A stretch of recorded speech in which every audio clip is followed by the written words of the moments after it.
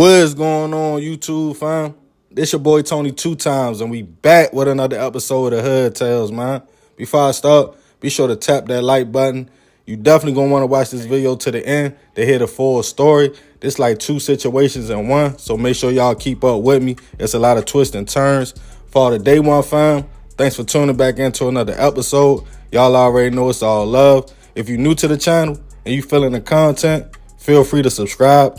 Definitely hit that notification bell so you can be notified every time we drop a new video. Let's get right into the story. Using technology to do crimes has been a reason for a lot of prison time over the last decade or more. Making calls to a person you are planning to make a move on beforehand. If something goes left, now police has your location, phone call or text information. Now you are definitely cooked. I have heard hundreds of stories of cell phone data being used to convict.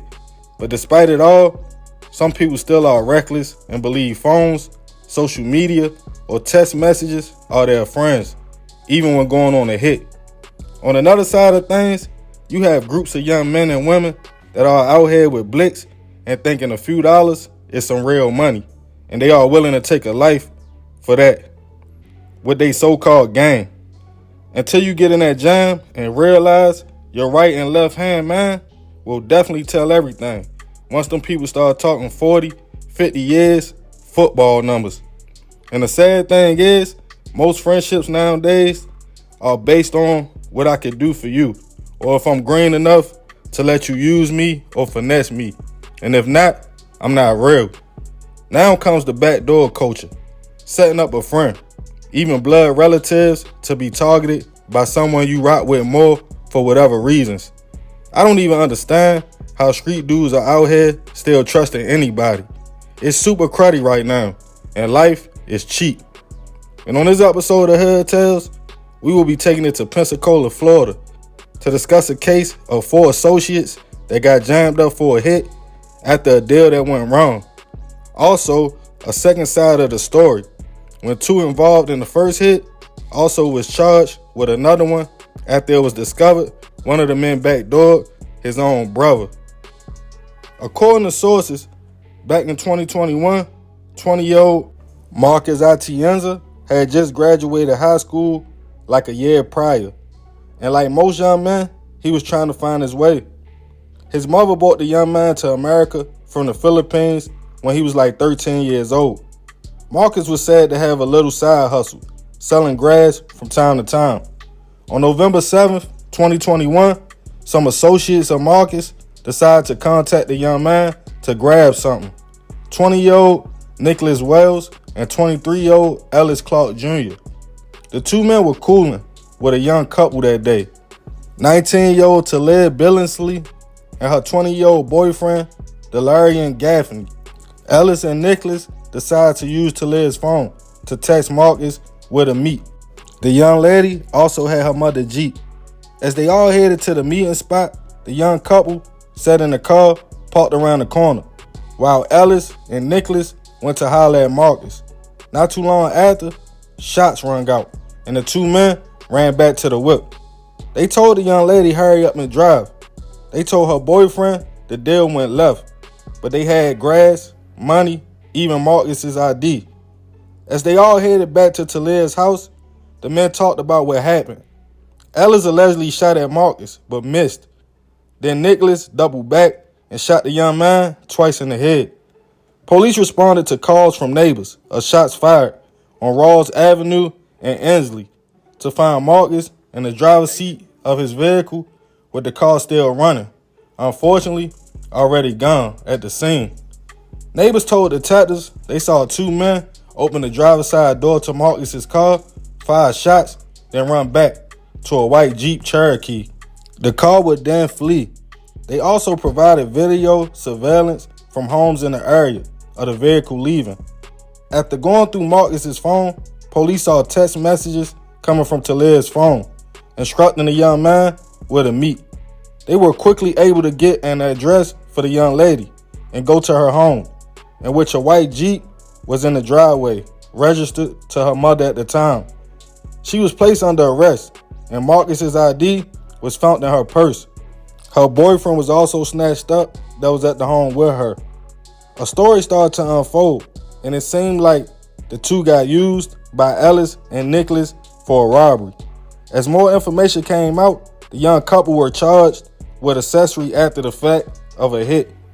Not long after, Nicholas was arrested and charged with murder. A few days later, Ellis was picked up and charged with the same charge as well. While the four people were locked up, information of another hit started coming up. The murder of 24-year-old Andrew Howard a year earlier in 2020. Andrew and Nicholas were said to be half-brothers, and allegedly he was backdoored by his brother. Surveillance video came out showing on December 27th, 2020, a SUV leaving the Northwoods apartment complex in Pensacola. Not long after, the vehicle was found burnt up. The car was traced back to Ellis, who reported it stolen days earlier. The situation would get deep as text messages came out after the men were already fighting another body, showing Ellis and Nicholas planning to rob Andrew. The whole setup played out in text, showing times, locations being dropped, all the way up to the hit being finished. With Nicholas telling Ellis step by step, like I'm with him now. I don't got my blick. Pull up. Ellis responded he was on his way. Nicholas stated, don't be too long. He gotta go. Also, he was going to keep his brother there as long as he could. Not long after, shots went off, and a text came through stating Andrew was gone. Shortly after, police were called to 9th Avenue and Olive Road to find Andrew, unfortunately, gone at the scene. The next day, the burnt vehicle was found near the intersection of Ashland Avenue and Detroit Boulevard. And even though Ellis reported it stolen, it wasn't no evidence linking no one to the crime until they both got arrested for the hit on Marcus, which the two ways the hits were done were identical. Police found the text after taking Nicholas' phone for evidence. Once this was discovered, the two men were hit with another murder charge. The two are still awaiting trial and are both innocent until proven otherwise. As for the young couple that were charged with accessory, I'm not sure if the charges were dropped. If not, they are also innocent until proven otherwise. Rest in peace to Marcus and Andrew.